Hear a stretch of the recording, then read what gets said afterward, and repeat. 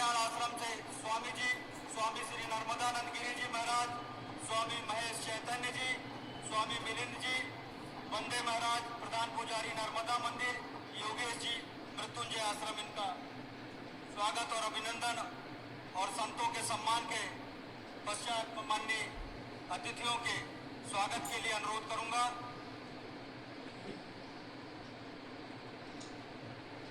मंच पर संतों का सम्मान माननीय मुख्यमंत्री जी के कर कमलों से संपन्न हो रहा है। जब जोरदार तालियों से हमारे संतों का सम्मान करने का कष्ट करेंगे और अब हम प्रदेश के मुख्यमंत्री जी का स्वागत करेंगे। मैं अनुरोध करूंगा श्री नर्मदे हर सेवा न्यास के अध्यक्ष श्री रामलाल जी रौतेल से कि माननीय मुख्यमंत्री महोदय का पुष्पगुच्छ तुलसी का पौधा भेंट कर स्वागत करने का कष्ट करेंगे। जोरदार ढंग से हमारे माननीय प्रदेश के मुख्यमंत्री जी का स्वागत करें। आप सब जोरदार करकट ध्वनि के माध्यम से प्रदेश के मुख्यमंत्री जी का माल्यार्पण कर पुष्पगुच्छ भेंट कर तुलसी का पौधा भेंट कर स्वागत कर रहे हैं श्री नर्मदे हर सेवा न्यास के अध्यक्ष श्री रामलाल जी रौतेल। और अब मैं अनुरोध करूंगा श्री उमेश पांडे जी से कि वह हमारे बीच में उपस्थित प्रभारी मंत्री मध्य प्रदेश शासन के वन एवं पर्यावरण राज्य मंत्री श्री दिलीप अहिरवार जी का स्वागत करेंगे पुष्पगुच्छ भेंट कर। और इसी क्रम में मैं श्री नर्मदे हर सेवा न्यास के कोषाध्यक्ष श्री सुनील सिंघल जी से अनुरोध करूंगा कि हमारे बीच में मध्य प्रदेश शासन के कुटीर एवं ग्रामोद्योग राज्य मंत्री स्वतंत्र प्रभार सम्माननीय श्री दिलीप जायसवाल जी उपस्थित हैं, उनका स्वागत करने का कष्ट करेंगे। मैं अनुरोध करूंगा श्री संतोष लोहानी जी से कि वह हमारे बीच में उपस्थित जयसिंह नगर की विधायक मैडम का स्वागत करने का कष्ट करेंगे और श्री एडीएन वाजपेयी साहब का भी स्वागत करेंगे। मैं अनुरोध करूंगा प्रिय जनप्रिय और मन को मोह लेने वाला माननीय मुख्यमंत्री डॉक्टर मोहन यादव जी के इस मंच के माध्यम से परम प्रदेश के यशस्वी मुख्यमंत्री डॉक्टर मोहन यादव जी आपसे सीधे रूबरू हैं। आप सभी उनकी बातों को साझा करेंगे। बोले नर्मदे महारानी की। आज इस कार्यक्रम में स्वर्गीय भगवत शरण माथुर जी की जयंती के अवसर पर नर्मदे हर न्यास के इस कार्यक्रम में संत वृंद आपके चरणों में प्रणाम करता हूं, अभिनंदन करता हूं। मंच पर ही विराजमान यहाँ के प्रभारी मंत्री श्रीमान दिलीप अहिरवार जी, हमारे एक और मंत्री अनूपपुर के ही माननीय दिलीप जायसवाल जी, अध्यक्ष कोल विकास प्राधिकरण श्रीमान रामलाल रौतेल जी, इस अवसर पर माननीय विधायक जिला अध्यक्ष है ना, पहले क्या है, जिला अध्यक्ष अनूपपुर हीरा सिंह श्याम जी, यहाँ विधायक माननीय मनीषा सिंह जी, जयसिंह नगर शहडोल, पूर्व माननीय डीएन वाजपेयी जी, इस अवसर पर मंच पर विराजमान हम सबके साथ सारे अलग अलग दायित्ववान पदाधिकारीगण और आप सबको दोनों हाथ जोड़ के प्रणाम करता हूं, अभिनंदन करता हूं। मेरे साथ भोपाल से आए जन अभियान परिषद के उपाध्यक्ष माननीय मोहन नागर जी, पद्मश्री मोहन नागर जी, मैं भूल गया अपने कामों के दायित्व के बलबूते पर नागर जी ने सरकार के माध्यम से पद्म, यद्यपि इस स्थान पे आने का तो और भी बार मौका मिला।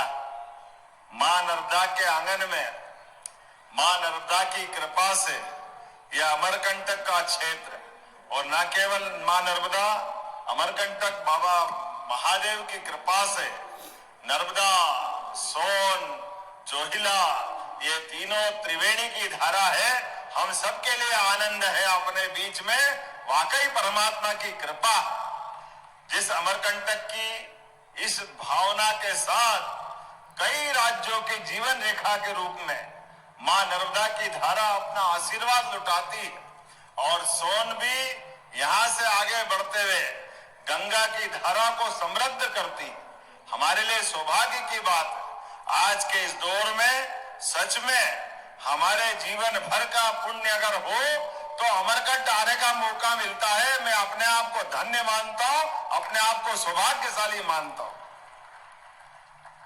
ये सिद्ध क्षेत्र जिसकी कोख से मां नर्मदा सोन जोहिला प्रकट होती है। वाकई परमात्मा ने जब सृष्टि रची, पृथ्वी का अपना स्वरूप बना, इस क्षेत्र को विशेष आशीर्वाद मिला, जिसके बलबूते पर हजारों हजारों लाखों साल से कब से है कोई नहीं जानता, लेकिन जब से सृष्टि है तब से अमरकंटक अमर है, ये पक्की बात है। ये आनंद हम सबके बीच में, वो पुण्य धरा जिसके लिए मैं अपनी ओर से हमारे परम पूज्य भगवत शरण माथुर जी को स्मरण करता हूं। वैसे तो वो मूलतः राजगढ़ के रहने वाले थे, लेकिन राष्ट्रीय स्वयंसेवक संघ के प्रचारक बनने के बाद, भाजपा के संगठन मंत्री बनने के बाद हमारे कई सारे प्रचारकों ने अपने जीवन काल में जब वो प्रचारक का जो मूल दायित्व वो भी करते करते और अलग से भी समाज सेवा की दृष्टि से कई कामों को हाथ में लिया। ऐसे ही हमारे एक और स्वर्गीय अनिल दवे जी को स्मरण करता हूं, जिनके माध्यम से नर्मदा समग्र के बलबूते पर नर्मदा जी की धारा अविरल प्रवाहित होती रहे। पर्यावरण, प्रदूषण, बदलता जलवायु परिवर्तन, ऐसे सारे विषयों को लेकर के अनिल जी ने राजनीतिक क्षेत्र में रहते हुए भी इस बात पे भी विचार किया। हम उनके साथ नर्मदा समग्र की उस भावना को भी लेकर के आए। मैं आज आपसे जब बात कर रहा हूं तो सच में मैं भगवत शरण माथुर जी के साथ उनके अपने उज्जैन में जब वो जिला प्रचारक थे तब का मैं स्वयंसेवक भी हूं, उनसे बहुत मिलना जुलना, उठना बैठना। और ये बात सही है, माथुर साहब को असंभव से असंभव काम दे दो, माथुर साहब संभव करके दिखाते। ये हमारे अपने माथुर साहब के काम करने का तरीका। मैं कई कांग्रेस के नेताओं को जानता हूं जिनके दरवाजे के बाहर अगर सामने से संघ का स्वयंसेवकों का पथ संचलन निकलता है तो उनकी प्रेरणा से तत्कालीन उज्जैन के महापौर, उप महापौर, कांग्रेस के अध्यक्ष, उन्होंने कहा भाई भले ही तुम्हारा दल कोई भी हो, लेकिन स्वयंसेवक अगर निकल के जा रहे हैं तो आपका फर्ज बनता है कि राष्ट्र भक्तों के ऊपर पुष्पांजलि होना चाहिए। मुझे इस बात की प्रसन्नता है और हमने वो होते हुए भी देखा कांग्रेस के उस प्रचंड बहुमत वाले काल में। ये माथुर साहब का अपना काम करने का तरीका था। ये हमारा पूरा विंध्य का, महाकौशल का, इस बेल्ट में कई चुनौतियां थी, लेकिन हमारी अपनी इस राजनीतिक धारा को मजबूत करने के लिए असंभव से असंभव काम को भी करते हुए इस पूरे विंध्य को, मुझे इस बात की प्रसन्नता है अभी 2-3 बार से तो ऐसा हुआ है कि हमारा जो समृद्ध क्षेत्र था मालवा वो 19 रह जाए, लेकिन विंध्य 20 रहता है। ये माथुर साहब की मेहनत का परिणाम है। हमें इस बात का भी आनंद है। और ये हरा भरा क्षेत्र कितना आनंद के साथ, कैसा अच्छा लगता है। जिस बात की कल्पना की गई कि अमरकंटक में सच में मां नर्मदा का ये क्षेत्र वैसे ही रहना चाहिए, ऐसे में हम में से माथुर साहब आप नहीं है, लेकिन माथुर साहब ने जो मार्ग दिखाया है उस मार्ग पे चलने के लिए हम सब आपके सामने सरकार के माध्यम से, मैं मध्य प्रदेश सरकार के उस भाव को प्रकट करने आया हूं कि माथुर साहब ने संकल्प लिया अमरकंटक हरा भरा होना चाहिए, मां नर्मदा की धारा अविरल होना चाहिए, इसके दोनों किनारों पर सघन वृक्षारोपण होना चाहिए, तमाम प्रकार के अतिक्रमण या दूसरे प्रकार की कठिनाइयों से बचा करके मां नर्मदा का आशीर्वाद युगों युगों तक मिलता रहे, ये संकल्प करने के लिए हम सब आए हैं। इसी माध्यम से आगे बढ़ते हुए मां के आशीर्वाद के साथ आज जब मैं आपसे बात कर रहा हूं तो हम सब फिर उम्मीद करेंगे विकास के इस मामले में जब आगे बढ़ रहे हैं तो सच में हमारा राष्ट्रीय स्वयंसेवक संघ का ये शताब्दी वर्ष भी चल रहा है। ऐसे में पंच निष्ठाओं के आधार पर 5 महत्वपूर्ण आयामों के बलबूते पर परिवार को संस्कारित करना, सामाजिक समरसता को बढ़ावा देना, पर्यावरण के प्रति अपनी जिम्मेदारी निभाना, स्वदेशी और आत्मनिर्भरता को अपनाना और नागरिक कर्तव्यों का ईमानदारी से पालन करना, ये 5 परिवर्तनों के बलबूते पर संघ ने अपनी इस वैचारिक प्रतिबद्धता के बलबूते पर आगे बढ़ने का निर्णय किया। और ये होना भी क्यों नहीं चाहिए। सामाजिक समरसता में आज इस बात की अत्यंत आवश्यकता है। वैसे भी कल बाबा साहब डॉक्टर भीमराव अंबेडकर की जयंती है, उसकी पूर्व संध्या पर भी मैं आपको बधाई देना चाहूंगा और उम्मीद करूंगा बाबा साहब के माध्यम से जो उन्होंने जीवन भर अपने मूल सिद्धांतों के साथ हमारे हिंदू समाज की विविधताओं के साथ जो जातिगत बुराइयां थी उससे बाहर लाते हुए कमजोर से कमजोर आदमी के बीच में भी समता का भाव हो, समानता का भाव हो। लगभग 1000 साल की गुलामी का दौर भारत का रहा है। ऐसे में जब देश को आजादी मिली है तो यह अक्षुण्ण रहना चाहिए। लंबे समय तक भारत के से प्रेम करना पड़ेगा। प्रकृति के साथ जुड़ने की हमारी संस्कृति तो सनातन काल से है। कितना अच्छा लगता है जब हमारे अतिथियों का सम्मान भी होता है तो तुलसी के पौधे के साथ होता है। ये संस्कृति हमारी हमको गौरवान्वित करती है, आनंदित करती है। ऐसे में जब आज हम अपने वापस पर्यावरण प्रेम की तरफ बात करते हैं तो इसकी अत्यंत आवश्यकता है। स्वदेशी के इस माहौल में भी परमात्मा की दया से आज के इस दौर में हमारे बीच वैश्विक माहौल में हम महसूस कर रहे हैं। दुनिया के बड़े से बड़े देशों में भी जो हालात चल रहे हैं वो बताने की जरूरत नहीं। ऐसे में यशस्वी प्रधानमंत्री का जोरदार अभिनंदन करो श्रीमान नरेंद्र मोदी जी का, जिन्होंने सरकार बनाने के समय इस बात को देख लिया था कि हाँ हमारे देश में ये रिफाइनरियां होना चाहिए, पेट्रोल डीजल का पर्याप्त भंडारण होना चाहिए। देश दुनिया की आने वाली चुनौतियों में मुकाबला करने के लिए तैयार रहना चाहिए। इसलिए सब तरह से देश को महफूज रखते हुए, ताकतवर रूप से समाज को संगठित करते हुए, सेना को सशक्त करते हुए मोदी जी ने देश को समय के पहले सावधान किया। इसलिए आज पूरे दुनिया के अंदर उथल पुथल है, लेकिन हमारा देश ताकत के साथ खड़ा है। ये हमें अपने मोदी जी की सरकार पे गर्व है, अपने उस विश्वास की विजय है जिसके बलबूते पर हमारी सरकार चुनाव में जाती है। आज जब मैं आपसे बात कर रहा हूं तो सच में परिवर्तन के इस दौर में हमको अपने उस संस्कारों के साथ विरासत से विकास की तरफ भी बढ़ना पड़ेगा। और विरासत से विकास में हमारी आस्था हमारे धर्म में भी है, लेकिन राष्ट्र धर्म उससे बड़ा है। इसलिए राष्ट्र धर्म और धर्म भी अलग अलग नहीं।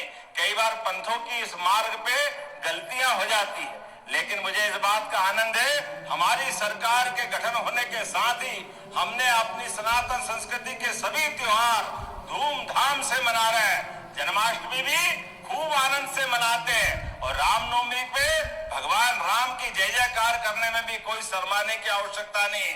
नर्मदा जयंती का भी जो आनंद आता है, ऐसे गोवर्धन जयंती का आनंद आता है। प्रत्येक त्योहार आनंद से मनाते हुए इन त्योहारों में छिपे हुए संदेश के बलबूते पर हम और आप सब मिलकर के देश के साथ प्रदेश को भी आगे बढ़ाना है, कदम से कदम मिलाकर आगे चलना है। और ऐसे प्रकल्प में आके तो सच में मन प्रसन्न हो गया। जोरदार अभिनंदन करें मालिक माथुर साहब के इस प्रकल्प का भी, भगवत शरण माथुर जी का। और हमारे रामलाल रोहतल जी से मैंने कहा था कि आज कोई डिमांड मत करना, लेकिन आपने कर दी तो कोई बात नहीं। जब आपने बात रखी है तो ये गौशाला को अनुदान चालू करा देंगे, चिंता मत करना। आपके अपने इस स्थान की गौशाला को मध्य प्रदेश सरकार की ओर से, और आपने कहा प्रवचन और बाकी स्थान की कोई जरूरत है, आप एस्टीमेट भिजवाना। कलेक्टर यहाँ से मेरे अपनी तरफ से मंजूरी देने की घोषणा करता हूँ कि हाँ यहाँ हमारे सभी प्रकार के कार्यक्रम को बढ़ाने के लिए वो सब भी आवश्यक है। लेकिन एक निवेदन है, पर्यावरण हितैषी बनाना। ये सीमेंट कंक्रीट के जंगल हमारे अमरकंटक की शोभा को रोकते हैं। हमारी अपनी पवित्र धारा की तरफ भी हमको देखने की आवश्यकता है। जब मैं बात कर रहा तो छोटी मोटी तालीम थोड़ी बजना चाहिए, अच्छा दिल खोल के बजाओ, आनंद के साथ। हम जो भी करें अमरकंटक को सामने रख के करें, और अमरकंटक रहेगा तो सच में हमारा मध्य प्रदेश हरा भरा रहेगा। मध्य प्रदेश के गांव गली मोहल्ले में आनंद छाया रहेगा। मैं आज के इस अवसर पर जब बदलते दौर में भारत बढ़ रहा है, सामर्थ्य, निर्णय, परिश्रम से हम विकसित और परिक्रमा करने वाले भी क्या भाग्यशाली। ऐसा लगता परिक्रमावासी देवदूत की तरह आते हैं, अपने जीवन में केवल संकल्प करते हैं और निकल पड़ते हैं। तमाम प्रकार के जितने भी सांसारिक झंझट रहते हैं सबको घर पे छोड़ के आते हैं, लेकिन माँ नर्मदा के आशीर्वाद से कोई भूखा नहीं सोता है, कोई परेशान नहीं होता है। अरे कितना अच्छा लगता है। कई बार गरीब से गरीब आदमी के दरवाजे भी अगर नर्मदा भक्त परिक्रमावासी पहुंच जाए और उसकी थाली में अगर एक रोटी है तो भी वो नर्मदा परिक्रमावासी को दे करके अपना जीवन धन्य करता है। कितनी पवित्रता है, कितना आनंद आता है। सच में मां नर्मदा की कृपा से ये परिक्रमा की जो वास्तव में पवित्रता है, हमारी सरकार ने इस पवित्रता को बनाने का निर्णय किया है। इसलिए सभी विभागों को जोड़ करके यथायोग्य प्रकार से परिक्रमा वासियों के लिए परिक्रमा स्थल अच्छे बने, परिक्रमा वासियों के रास्ते के मार्ग का निर्धारण हो। कई प्रकार की कठिनाइयां हैं, लेकिन पर्यावरण की भी चिंता करते हुए पर्यावरण के लिए जो जो हो सकता है वृक्षारोपण से लगा करके नर्मदा जी के किनारे और सहायक नदियों पर भी जो जो कर सकते वो सब करने का प्रयास करेंगे। लगातार हमारी सरकार बीते 2 साल से इस पे काम कर रही है। इसलिए यहाँ के बाद एक बड़ी बैठक हम अपनी सरकारी स्तर पे भी करने आए हैं, जिसके माध्यम से भविष्य में अमरकंटक और हरा भरा हो, यहाँ के जीवन में और आनंद आए और युगों युगों तक अमरकंटक जाना जाए, ये हमारा सबका प्रयास होना चाहिए। इसलिए आप सबको भी एक बार प्रणाम करते हुए मेरे साथ सब बोलेंगे नर्मदे महारानी की। बहुत बहुत धन्यवाद। भारत माता की जय।